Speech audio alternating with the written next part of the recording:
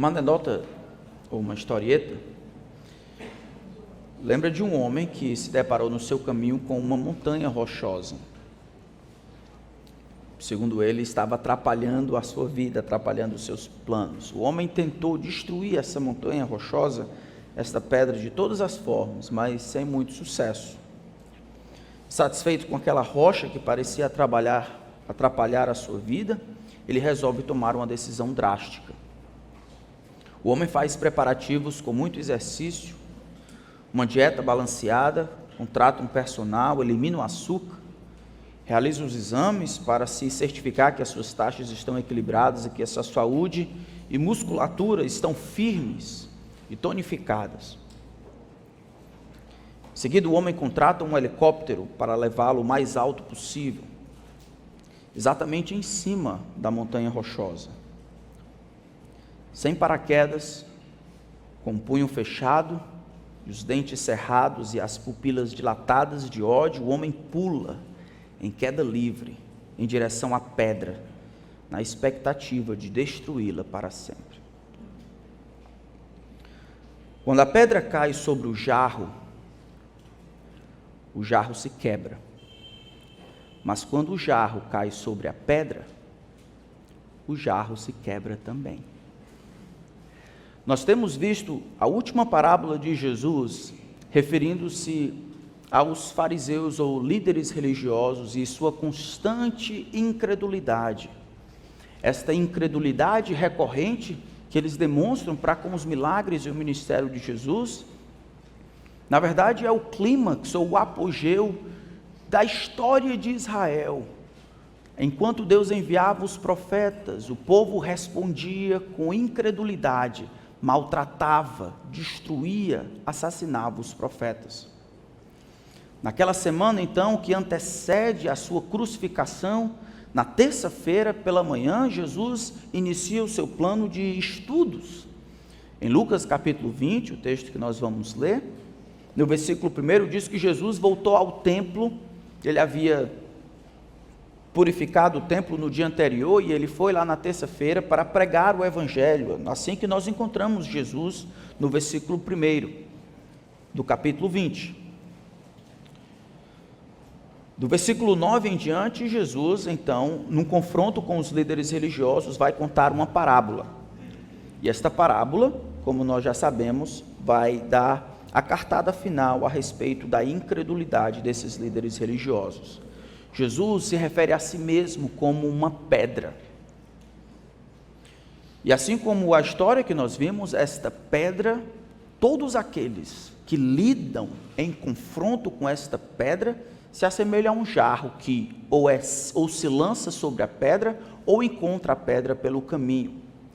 Jesus, ao comparar-se com esta pedra, explica para os fariseus e também para nós que nenhum de nós pode ganhar de Jesus, que nenhum de nós pode de fato lidar, senão submetendo ao que Jesus quer. Esta pedra, ela pulveriza todos aqueles que lidam com ela de maneira indevida. Então vamos fazer a leitura do capítulo 20 a partir do verso 9. Lucas capítulo 20, a partir do versículo 9. A seguir, Jesus passou a contar ao povo esta parábola.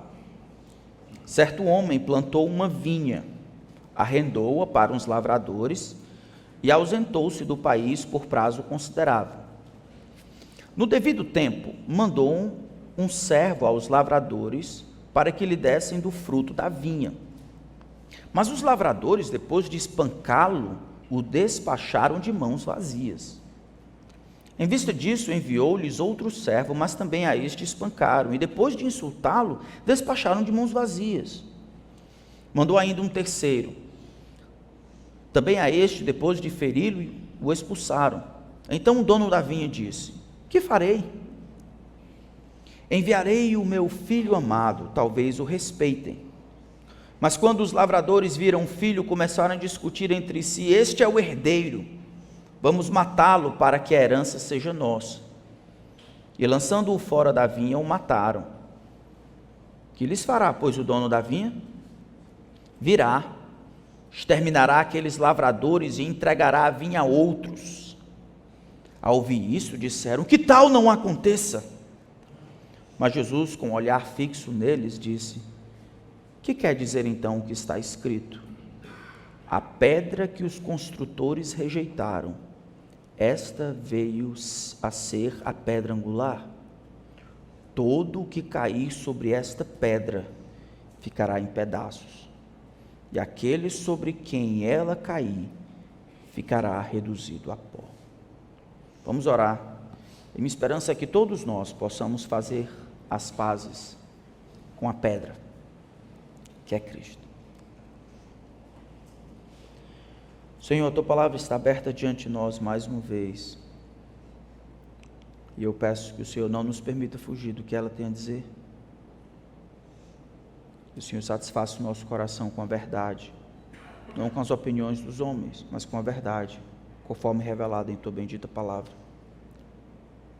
Eu peço a Ti, Espírito Santo, nosso Senhor,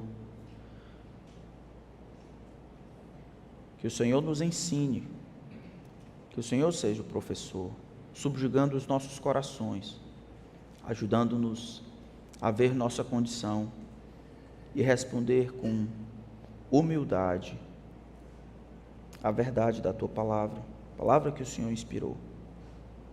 O Senhor nos ajude a lidarmos bem com a rocha que é Cristo, que ao final desse tempo Ele receba a glória que merece.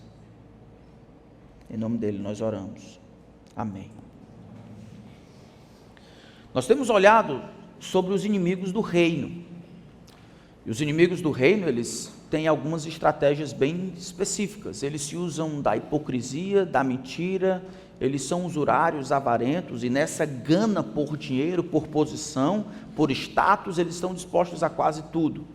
Os inimigos do reino são personificados quase que completamente com os líderes religiosos, os religiosos vazios, os fariseus. Mas os demônios também estão lá, e outras pessoas que tentam atrapalhar a entrada dessas pessoas dentro do reino de Deus. Jesus então vai lidando por 3 anos e meio, vai lidando com essas pessoas, lidando, ensinando, tentando ajudá-los, mostrando para eles que Ele é de fato o Messias prometido, aquele que deveria vir ao mundo.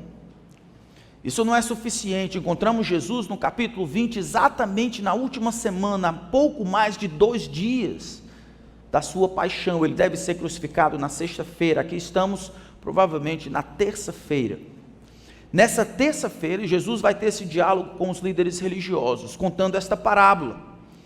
Jesus vai contar esta parábola porque eles haviam perguntado sobre a autoridade de Jesus. Com que autoridade você retira todo mundo do lugar do templo lá? O lucro que a gente devia lá, como é que você, com que autoridade? Autoridade de quem? Quem está por trás de você fazer essa limpeza completa na casa que você diz que é seu pai? O silêncio de Jesus fala da sua própria autoridade, então ele conta esta parábola. Esta parábola, ela explica o que acontece quando a graça de Deus acaba. O que acontece quando Deus resolve dar cabo da sua graça, fechar a torneira da graça? Ele não deixou de ser gracioso, mas o que acontece quando a disposição dele de transmitir graça dele para mim acaba? Esta graça que deveria ser um incentivo para que esses homens respondessem ao Evangelho, na verdade essa rejeição deles é o apogeu de tudo que tem sido visto ao longo da história de Israel. É como um homem que planta uma videira, o dono da videira, da vinha, e aí ele manda no devido tempo pegar os frutos que eram devidos a ele. Ele era o dono da vinha, havia arrendado para os lavradores, para que no tempo devido, na época da colheita, ele voltasse e recebesse aquilo que era seu. Então ele manda escravos, e os escravos vão e voltam de mãos vazias. O segundo é espancado e humilhado, o terceiro quase morto. Então o homem tem uma ideia: já sei, vou enviar o meu filho, o amado, o único. E é provável, talvez, existe aquela santa expectativa de que eles respondam com respeito ao meu filho. Ainda o filho vem de longe, eles macumunam como podem destruir para tomar a vinha. Eles levam para fora da vinha, matam o filho. Jesus então fecha a parábola dizendo: o que fará, pois, o dono da vinha? no livro de Mateus, no Evangelho, diz que ele pergunta: o que fará o dono da vinha? E os homens respondem: ele vai vir e vai exercer juízo e justiça. É exatamente isso que nós vimos no versículo 16: virá, exterminará aqueles lavradores malvados, perversos, injustos, imorais, levianos, usurpadores, e entregará a vinha a outras pessoas. Nós vimos que essa destruição dos lavradores, ela vai acontecer no ano 70. No ano 70, o general Tito, tentando acabar com uma rebelião, destrói os judeus. No ano 73, a última resistência dos judeus, a fortaleza de Massada, é destruída completamente. Os judeus que lá moravam, não querendo ser escravos dos romanos, acabam com a sua própria vida, um suicídio em massa, de mais de 10 mil pessoas, mulheres e crianças. A promessa se cumpre, o julgamento que Deus havia dito pela boca de Jesus se cumpre. Esses líderes religiosos serão exterminados. Acabou todo o registro genealógico, por isso que até hoje não existe registro genealógico que remonte a isso aqui, para saber quem é da tribo de tal, para poder levantar-se um sacerdote, como eram os sacerdotes daqui desse tempo. Acabou o templo, acabou a adoração centrada ali. Eles foram removidos do lugar de posição que tinham de conduzir o povo, de explicar o Antigo Testamento, de trazer a verdade de Deus, de abrir as portas do reino para que as pessoas entrassem. E eles foram completamente eliminados, exterminados, destruídos. Foram mordomos malvados, administradores infiéis, usurpadores do próprio reino. Eles vão receber a justa paga, e já receberam no ano 70, e até hoje não existe o retorno disso. Jesus cumpriu o que havia prometido. Mas a segunda parte diz que ele entregará a vinha a outro, e aqui foi o lugar onde paramos no último domingo. Quem são esses outros? O texto parece sugerir que ele está trocando de lavradores. Os lavradores eram aqueles responsáveis por conduzir a vinha. Eles iam lavrar a vinha, proteger, cuidar, para que nada ruim aconteça e para que a vinha pudesse de fato frutificar.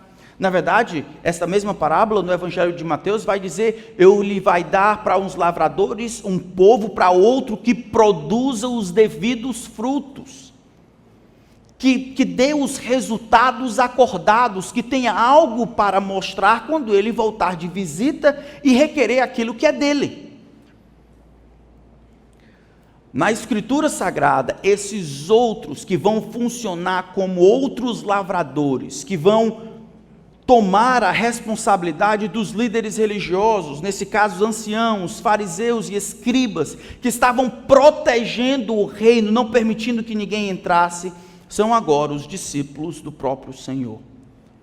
Os discípulos de Jesus, isso é, os apóstolos de Jesus, são aqueles a quem está sendo entregue as chaves, a responsabilidade, a incumbência de serem os administradores da entrada, da porta do reino de Deus, por meio da mensagem, da pregação do Evangelho. Nós vamos passar em vários textos agora, de maneira bem rápida, porque a gente não tem tempo. E aí eu vou dizer por que você deve ter o caderno de culto, para momentos como esse. Lucas capítulo 9. A gente consegue ver essa substituição acontecendo, essa mudança de mordomia, essa mudança de administradores, de supervisores, de lavradores. Em Lucas capítulo 9, versículo 1, Jesus convoca os 12, deu-lhes poder e autoridade sobre os demônios para curar doenças. Os fariseus e líderes religiosos não têm poder e eles também não têm autoridade. Jesus, no entanto, dá para esses 12 autoridade para curar, para expelir os demônios. Versículo 6, eles saem anunciando o Evangelho e fazendo curas por toda parte.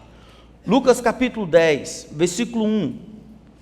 Depois disso, o Senhor escolheu outros 70 e os enviou de 2 em 2 para que fossem adiante dele em cada cidade, para que fossem pregar. No verso 11, até o pó das cidades, caso eles não recebessem, até o pó das cidades que grudou nos nossos pés, sacudimos contra vocês. No entanto, saibam que está próximo o quê?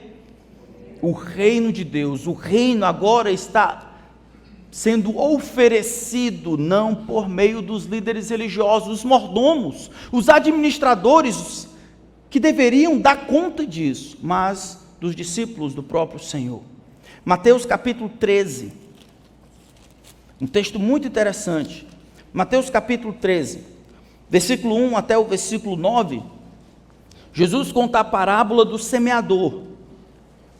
Naquele mesmo dia, versículo 1, Jesus saiu de casa e assentou-se à beira-mar, e grandes multidões se reuniram em volta dele, de modo que entrou no barco e se assentou, e toda a multidão estava em pé na praia. E de muitas coisas lhe falou por parábolas, dizendo, eis que o semeador saiu a semear, e ao semear uma parte caiu à beira do caminho, e vindo as aves a comeram. Versículo 10.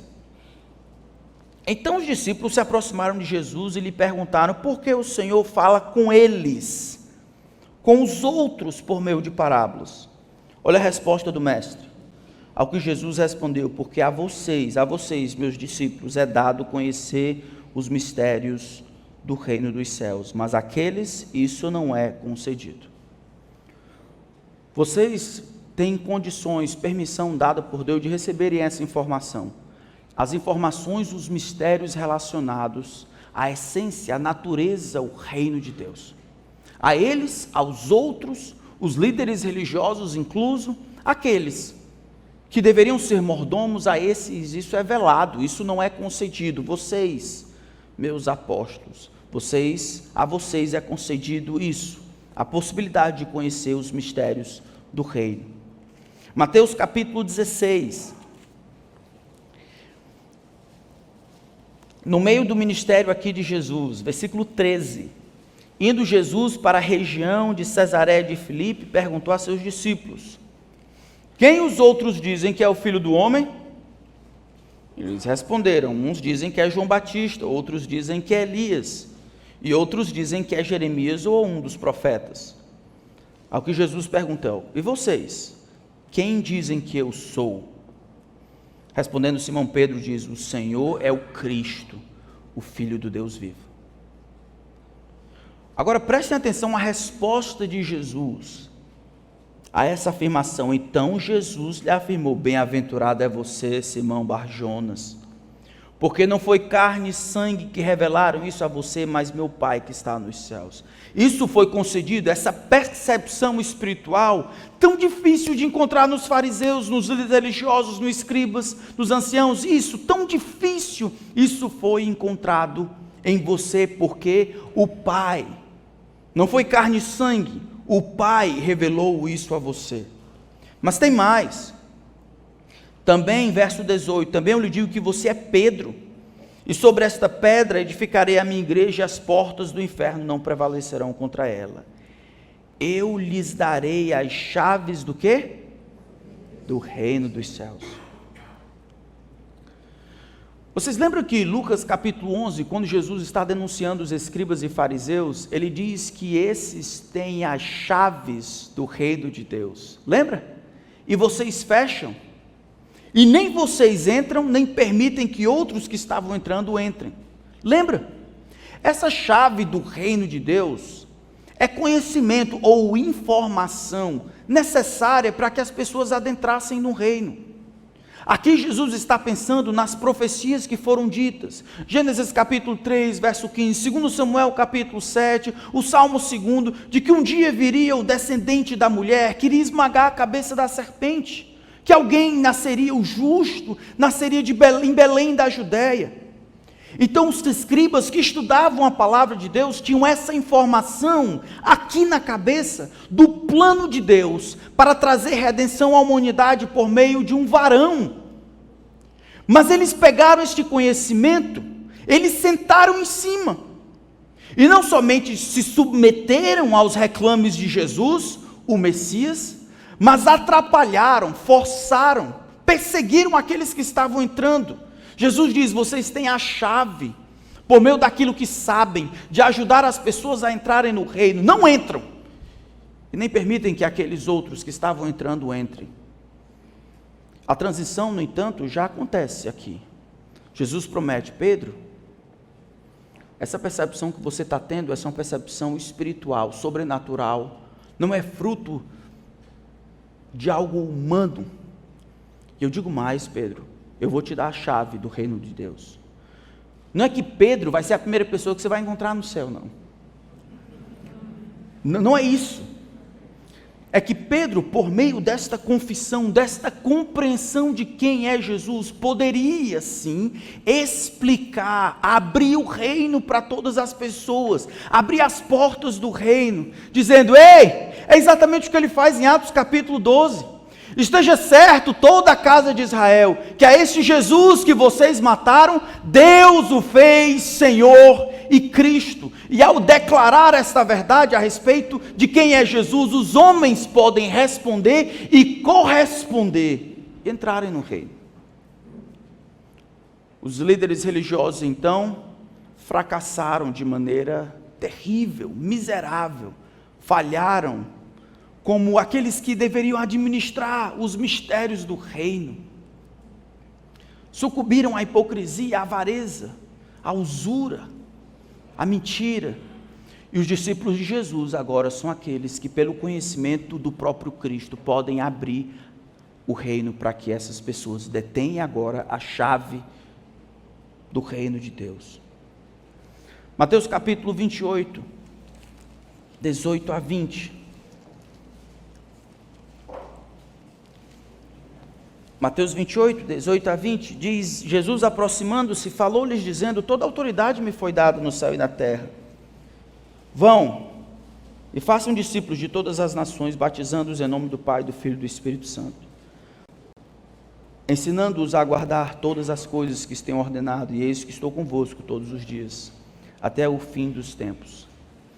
Esses apóstolos recebem de Jesus a incumbência de abrir o reino para todo mundo. Agora, o relacionamento que eles têm com Jesus se dá por meio não dos líderes religiosos, os judeus, líderes religiosos que vivem lá, mas judeus, sim, os 12 apóstolos do Cordeiro, no caso aqui os 11, que abrem, que fazem discípulos, que vão a todo lugar pregando o evangelho do Senhor Jesus. Efésios capítulo 4, não precisam abrir lá, nós temos estudado na nosso culto de oração, e ele concedeu uns para apóstolos, outros para profetas, outros para evangelistas, outros para pastores e mestres, com vistas ao aperfeiçoamento dos santos, ao desempenho do seu serviço. Os evangelistas e os pastores e mestres, temos apóstolos e profetas que estavam ali no começo de maneira histórica, depois evangelistas, pastores e mestres, eles, ao tempo em que têm a verdade, em que representam a verdade conforme revelada nas Escrituras, conforme escrita pelos apóstolos, a verdade do Novo Testamento, esses são aqueles mordomos e administradores dos mistérios do reino no tempo presente. Por meio da pregação clara de indicar às pessoas o caminho da cruz, estes homens, eles abrem as portas do reino para que aqueles que queiram entrar, chamados pelo próprio Senhor, esses possam entrar. Esse é o plano de Deus. Foi assim que os apóstolos entenderam. 1 Coríntios capítulo 15, verso 3 e 4, Paulo diz: antes de tudo entreguei a vocês o que também recebi. O que eu recebi? Que Cristo morreu pelos nossos pecados, segundo as Escrituras, foi sepultado e ressuscitou ao terceiro dia, segundo as Escrituras. O que é isso? Isto é o Evangelho. Paulo compreende, ele é o protetor, ele é o administrador, o Evangelho precisa ser preservado. Olhando para a história de Israel, olhando para o tempo em que Jesus exercitou o seu ministério, aqueles que mais sabiam, e assim aqueles mais responsáveis foram os que falharam. Jesus então, como um julgamento, não somente extermina todos no ano 70, mas muda a administração. Agora a administração dos mistérios do reino, a entrada do céu vai ser feita não pelos líderes religiosos, porque eles falharam, mas por meio dos meus discípulos, os apóstolos, e dos apóstolos, aqueles que seguem as pisadas dos apóstolos, pregando o evangelho apostólico, aqueles pastores e mestres que nós temos hoje. Foi assim que Paulo entendeu. Foi assim que Timóteo entendeu. 2 Timóteo capítulo 1. 2 Timóteo capítulo 1, a última carta do apóstolo Paulo, ele diz assim no versículo 1, verso 11 e 13: para este evangelho eu fui designado pregador, apóstolo e mestre, e por isso estou sofrendo estas coisas, mas não me vergonho, porque eu sei em quem tenho crido, estou certo de que Ele é poderoso para guardar aquilo que me foi confiado até aquele dia. Aí ele diz para Timóteo, antes de morrer: mantenha o padrão das sãs palavras que de mim você ouviu, com fé e com amor que há em Cristo Jesus. Timóteo, aquilo que eu recebeu de mim, a mensagem apostólica e todos os desdobramentos, aquilo que você recebeu de mim, preserva. Nós estamos nessa linha, não de sucessão histórica, mas de preservadores, protetores, que lutam, que preservam, que sofrem pelo Evangelho. Cuida dessas coisas, mantenha o padrão que você recebeu. No capítulo 4 de 2 Timóteo, ele diz no verso 1, diante de Deus e de Cristo Jesus, que há de julgar vivos e mortos, pela manifestação e pelo seu reino, eu peço a você com insistência, todos juntos, verso 2, que pregue a palavra, insista, quer seja oportuno, quer não, corrija, repreenda, exorte com toda a paciência e doutrina. Eu peço a você, diante de Deus, diante de Cristo Jesus, que há de julgar vivos e mortos pela sua manifestação e pelo seu reino, pregue esta palavra. Foi o que Jesus fez, foi o que os apóstolos fizeram, foi o que eu fui morto por fazer, Paulo dizendo, agora é a sua vez, pregue a palavra. Não entretenha as pessoas, pregue a palavra. Quer insta, quer seja oportuno, quer não, repreende, exorta, pregue a palavra. Sobre qualquer coisa, pregue a palavra. E fazendo isso, Timóteo se coloca numa linhagem, isso é, daqueles que vivem em função da palavra de Deus. É isso que o Senhor quer. Os apóstolos, então, do Senhor seriam os mordomos ou os administradores dos mistérios do reino, não mais os líderes de Israel. Por causa da sua insistência em ignorar os inúmeros chamados ao arrependimento, a graça de Deus para com eles se fecha e acaba. E sem a graça de Deus, os homens se tornam desgraçados. É isso que eles se tornam. Israel, então, foi rejeitado junto com seus líderes. E Deus, então, modifica a administração por meio dos seus apóstolos e aqueles que vêm depois deles, que mantêm as sãs palavras do Senhor. Essa rejeição, no entanto, é definitiva? Será que essa rejeição que veio da parte de Deus para com Israel é definitiva? Poderia ler vários textos, mas vamos abrir em Zacarias capítulo 8.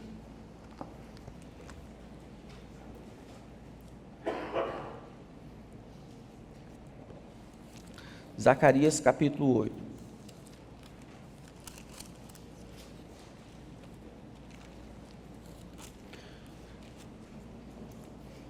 Verso 1. Tem na sua Bíblia aí? Tem, você pode procurar.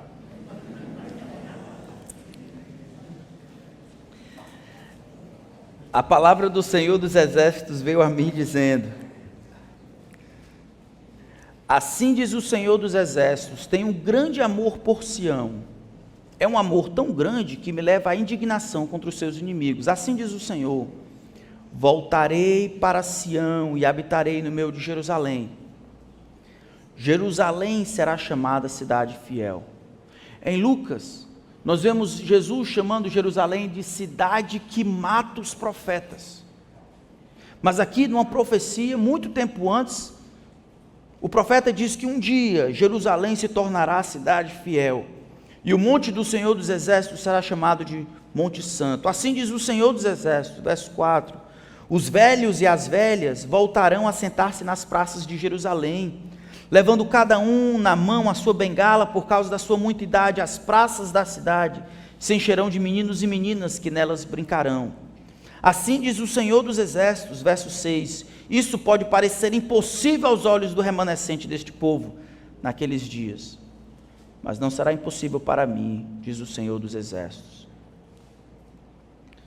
Verso 20, assim diz o Senhor dos Exércitos, ainda virão povos e moradores de muitas cidades, e os moradores de uma cidade irão a outra, dizendo, vamos depressa suplicar o favor do Senhor e buscar o Senhor dos Exércitos. Eu também irei. Muitos povos e nações poderosas virão a Jerusalém buscar o Senhor dos Exércitos e suplicar o favor do Senhor. Assim diz o Senhor dos Exércitos, naqueles dias, 10 homens de todas as línguas das nações pegarão na borda da roupa de um judeu e lhe dirão, queremos ir com vocês, porque ouvimos que Deus está com vocês. A rejeição que veio da parte de Deus para com Israel não é definitiva. Deus vai voltar a tratar com Israel e transformar em Israel naquilo que ele perdeu, no status de mediador e mordomo e administrador das bênçãos de Deus para o mundo. Um dia, Deus vai retornar no estabelecimento completo do seu reino, reinando em Jerusalém, com CEP em Jerusalém. Deus vai, por meio de Jerusalém e dos judeus, vai alcançar o restante do mundo, por meio da pregação, do evangelho, claro, e da vida que eles agora perderam. A rejeição de Israel, no momento, ela é temporária e não é terminante nem definitiva. Mas, por enquanto, nós vemos Israel afastado dos caminhos do Senhor e perderam o status de administrador, de mordomos.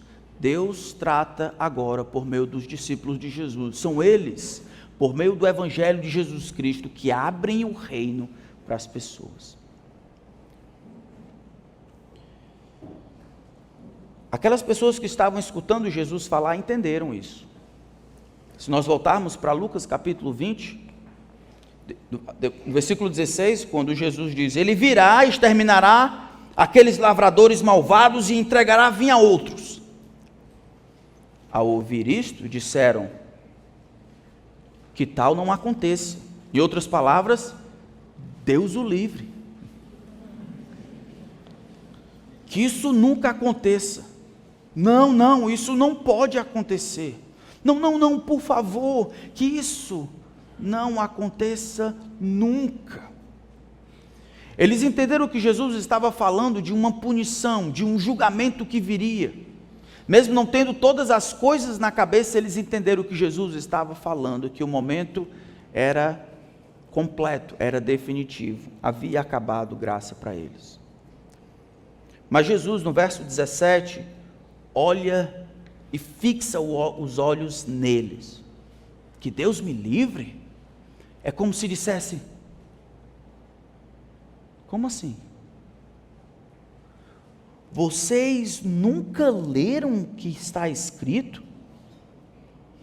Como assim não vai acontecer? Vocês nunca leram a Escritura?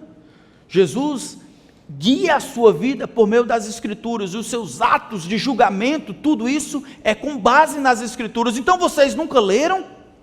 Então o que quer dizer o que está escrito? E Jesus faz duas citações, eu acho, colocando uma dentro da outra. Uma de Isaías capítulo 8, verso 13 e 14, e a outra de Isaías capítulo 28, versículo 16. As duas juntas dizem assim, ao Senhor dos Exércitos, a Ele vocês devem santificar, é a Ele que devem temer, é dele que devem ter pavor, Ele é um santuário para vocês, mas será pedra de tropeço e rocha de ofensa às duas casas de Israel. Será laço de armadilha aos moradores de Jerusalém. Em Isaías 28, o profeta diz, portanto, assim diz o Senhor Deus, eis que ponho em Sião uma pedra já provada, pedra preciosa, angular, solidamente assentada, aquele que crê não foge. Então vocês nunca leram? O mestre pergunta. A pedra que os construtores rejeitaram, esta veio ser a principal, a angular. Naquela época, sem ter muitos mecanismos, né, para medir retidão das coisas, eles tinham alguns. Esta pedra de esquina, por isso que o nome é angular, porque formava um ângulo. Essa pedra de esquina era aquela pedra que dava a direção de todo o edifício. Questões de serem perpendicular, as inclinações, retidão para cima, peso e tudo. Tinha que ser uma pedra perfeita. A pedra que ia dar a noção, que ia conduzir as coisas para frente. Em todas as direções, ela tinha que ser perfeitinha. Jesus muda então a ilustração de vinha para a ilustração de uma construção. Ele está dizendo, o que quer dizer isso? Esta pedra, que deveria ser a pedra de esquina, esta pedra perfeita por todos os lados, de todos os ângulos, essa pedra que vocês deveriam edificar a vida, construir tudo, todo o sistema, estabelecer a cosmovisão, as lentes pelas quais vocês deveriam examinar todas as coisas. Esta pedra foi jogada fora por vocês, foi rejeitada por vocês. E ao fazerem isso, vocês rejeitaram a única possibilidade de terminar de construir direito. A pedra que os construtores, aqueles que tinham o encargo de conduzir as pessoas, os lavradores, os líderes religiosos, que pela Escritura tinham condições de conduzir as pessoas para perto de Deus, eles ignoraram o centro, a culminância do plano de Deus, que era estabelecer um reino e salvar os pecadores e trazer as pessoas de perto, para perto de si por meio de Cristo. Como se constrói um reino sem um rei? Como se liga o homem com Deus sem sacrifício? Como se oferece um sacrifício sem cordeiro? Como se constrói uma casa sem a pedra angular? Como se serve a Deus quando se tenta matar o próprio Deus? Antes que você pense, rapaz, esse pessoal era muito tolo, né? Você tem tentado construir sua vida ao redor de quê? Trabalho? Família? Sonho? Plano? Aposentadoria? Descanso? Todos nós construímos a vida sobre alguma coisa. Jesus está dizendo, se colocando como esta pedra, que eu e você, todas as pessoas em todos os lugares do mundo precisam lidar com esta pedra. A pedra de esquina, que deve ser perfeita, sobre a qual nós construímos a nossa vida. Jesus diz, vocês rejeitaram construtores, vocês líderes religiosos rejeitaram a pedra essencial. E agora qualquer coisa que vocês colocarem em cima, sendo que não tem essa pedra, vai desmoronar. E aí Jesus junta com um outro texto, dizendo, todo aquele que cair sobre esta pedra ficará em pedaços, e aquele sobre quem ela cair ficará reduzido a pó. Em outras palavras, quando o jarro cai sobre a pedra, o jarro se quebra. Mas, quando a pedra cai sobre o jarro também se quebra. Em outras palavras, Jesus está dizendo, olha, vocês rejeitaram, estão lutando, eu sou a pedra. Não importa quanto força ou fúria ou ódio, não importa se vocês querem vir contra mim com toda a sua fúria para me tirar, não dá. Em outras palavras, isso é muito parecido com a maneira como os apóstolos entenderam. Lembra de Atos capítulo 4, quando Pedro está pregando? Esta é a pedra, rejeitado sim por vocês construtores, mas por Deus eleita e preciosa. E ele fecha no versículo 12, e não há salvação em nenhum outro, porque debaixo do céu não existe nenhum outro nome dado entre os homens, pelo qual importa que sejamos salvos. Você pode conhecer o primeiro Buda, pode conhecer o Papa, pode conhecer o pastor A, B, C, D, até Z, pode conhecer qualquer outra pessoa. Não existe nenhum outro nome dado entre os homens pelo qual importa que sejamos salvos. Isso é, arremesse-se sobre Jesus, sobre a pedra. A pedra é rejeitada, mas sim a pedra de grande valor. Em Atos capítulo 26, quando Pedro quando Paulo está dando o seu testemunho, quando Paulo está dando o seu testemunho, essa é a versão talvez mais completa, ele diz: eu peguei cartas do sumo sacerdote, dos principais, para ir até Damasco, mas ali uma luz, e eu escutei uma voz que me falava em língua hebraica: Saulo, Saulo, por que me persegues? Dura coisa é recalcitrares contra os aguilhões. Em outras palavras, dá murro em ponta de faca, Saulo. Isso só vai te trazer dor. Tu está lutando contra o que não pode ser vencido. Todo mundo que dá-se contra a pedra ficará pulverizado, e se a pedra cair sobre ele, será exterminado. Não dá para vencer Cristo. O plano que Deus estabeleceu desde o princípio, ele foca em um homem, Jesus Cristo, e de lá tudo procede.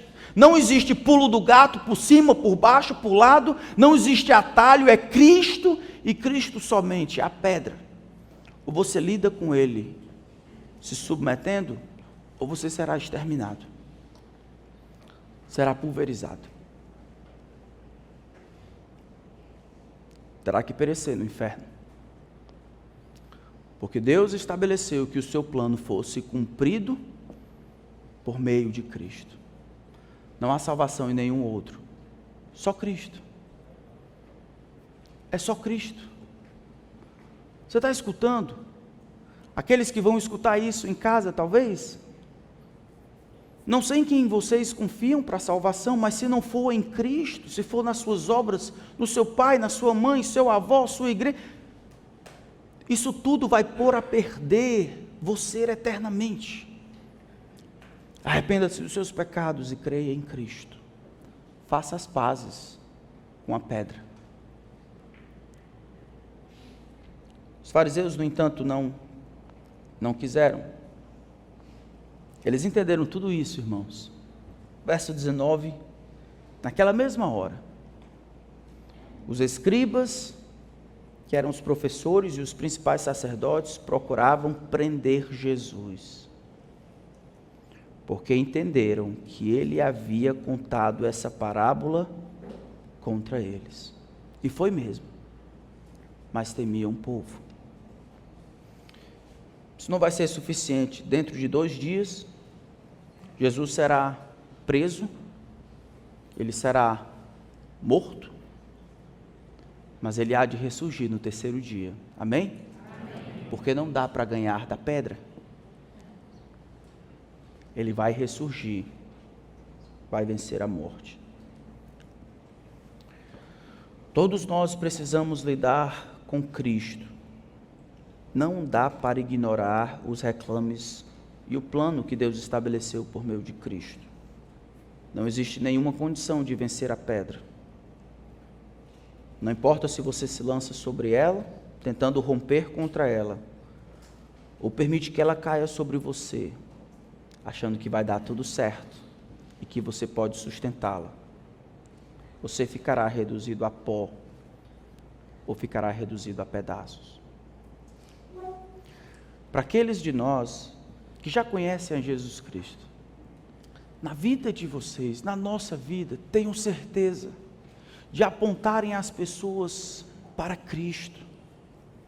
Fale menos da igreja, fale menos do pastor, fale menos de você, fale mais de Cristo, mas fale tudo sobre Ele. Não diga apenas que Jesus vai dar uma vida nova, diga que Jesus vai perdoar os pecados, fale sobre a necessidade de arrependimento, cobre o que Jesus cobrou, reclame o que Jesus reclamou, tudo, fale dos custos do discipulado, fale da cruz de Jesus, não importa. Aqueles que foram escolhidos antes da fundação do mundo, eles responderão ao chamado de Cristo. Esses terão uma nova vida, esses se arrependerão, esses farão as pazes com a pedra. Diga a verdade, não minta para as pessoas, não floreie, fale que elas estão em perigo profundo, a menos que se dobrem. Do contrário, se continuarem pecando de maneira inveterada e vivendo como querem, terão que passar a eternidade distante de Cristo, sofrendo penalidade eterna, destruição no inferno. Que Deus tenha misericórdia de sua alma, como teve da nossa. Vamos orar. Senhor, muito obrigado pela tua bendita palavra. Obrigado porque o Senhor nos deu textos difíceis. Obrigado por nos ensinar o teu plano. Eu peço que nós, como igreja, o povo do Senhor, os discípulos, escravos, voluntários de Cristo, possamos proclamar as virtudes daquele que nos chamou das trevas para a sua maravilhosa luz. Nos ajuda a falarmos menos, Senhor, dessas outras coisas e pessoas boas até, e falarmos mais de Jesus Cristo. Que Ele seja o assunto, para Ele nós empurramos as pessoas, não para os outros homens, não para sistemas, não para cultos, mas para uma pessoa, Jesus Cristo. Peço que faça isso, que nos ensine a proclamarmos Cristo, e Cristo somente. Amém.